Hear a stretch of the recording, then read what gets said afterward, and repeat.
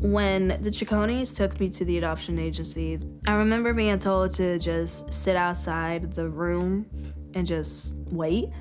And the Chaconies went in first and talked to Michael and Christine and the 3 boys. I remember waiting for a while, I felt like a long time. Finally, the Chaconies came out and was like, you can come in now. And I remember running up to Michael and giving him a hug, and I called him Daddy, because the Chaconies told me that Michael and Christine were gonna be my parents. I think it was Christine who told me, she was like, we're gonna be your family now. And I remember still being very sad and very confused. I believe I cried too. She was like, it's okay. They acted like they wanted me to be their daughter. So all I thought was just, I found my family. They're gonna love me, but thinking back on it, I think I trusted them too fast.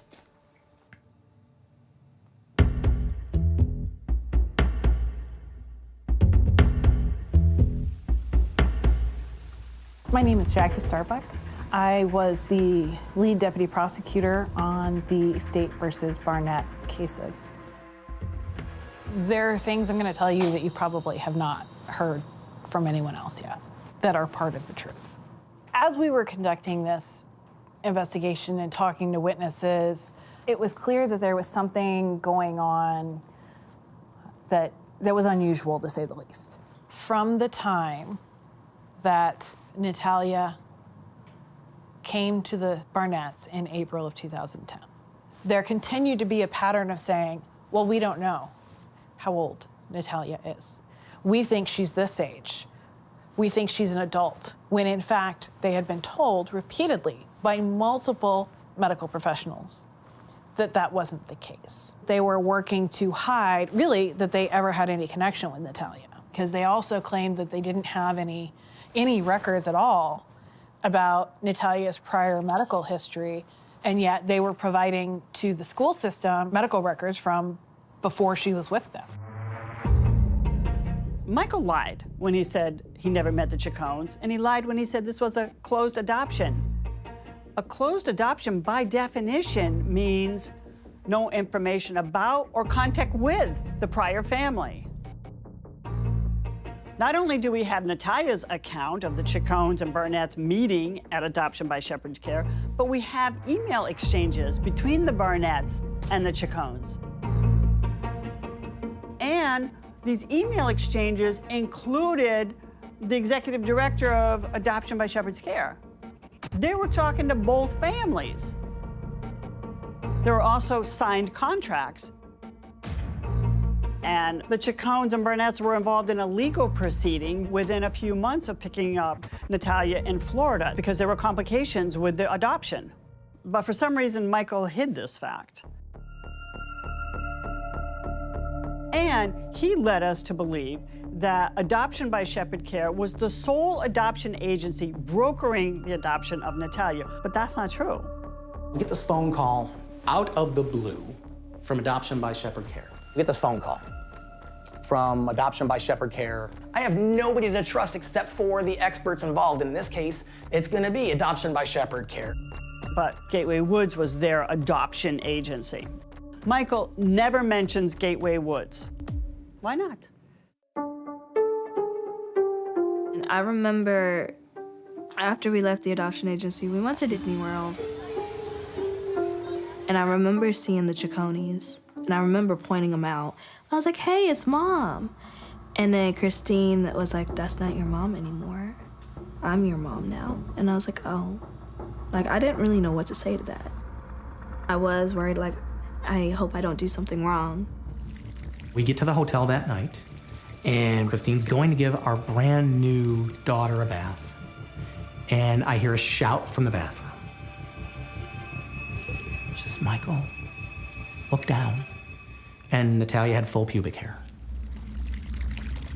The first night, Christine gave me a bath, and like, she never mentioned anything to me about pubic hair or anything like that. Like, I didn't know what that even was. Like, nobody explained anything like that to me. I was 6, about to be 7, like, I didn't know.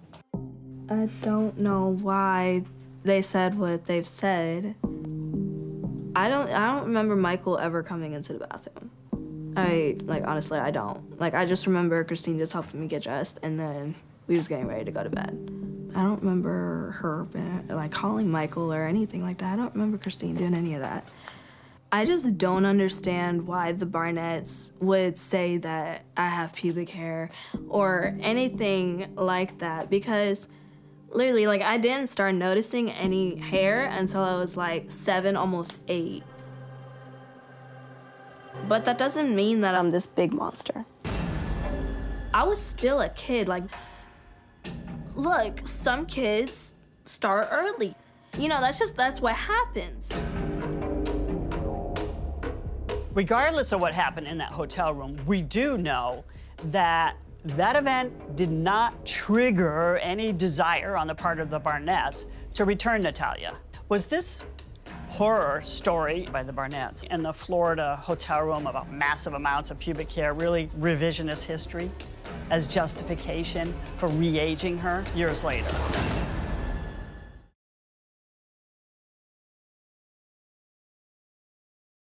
Now that Natalia is able to speak to us, we have more information. And some of that information includes the Gateway Woods reports on home visits and Dr. Riggs's report. We did not have these before.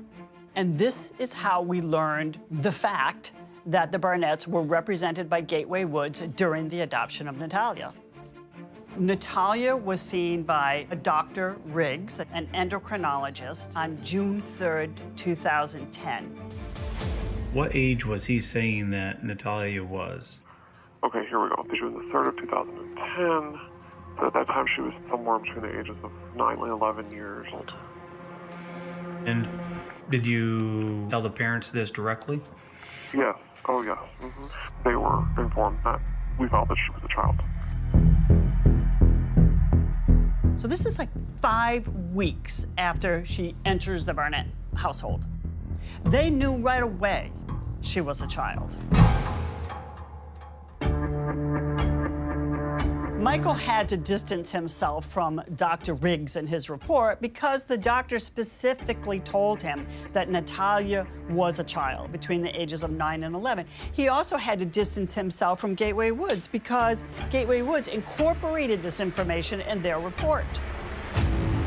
Is that why Michael led everyone to believe that adoption by Shepherd Care was his agency?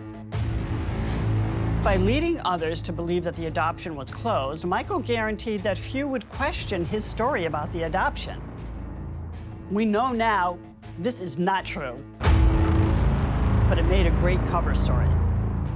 Everything could have been so different for Natalia if she had been adopted by one of the families she met before the Barnetts.